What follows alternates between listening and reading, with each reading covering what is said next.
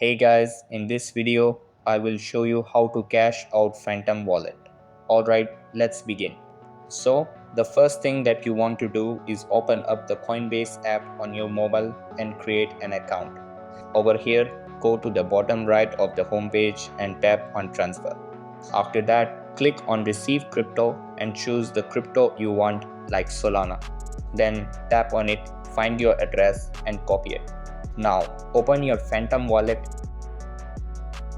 and on the home page tap on Send.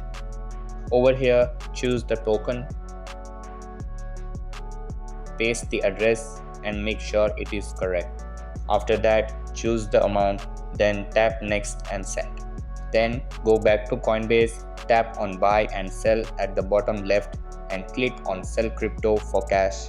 Choose your token and enter the amount or tap Sell All. After that, select the wallet to sell to and confirm the sale. So that's basically how you can cash out Phantom wallet. And that's it for this video. If you found this helpful, consider subscribing and giving this a big thumbs up. Thanks.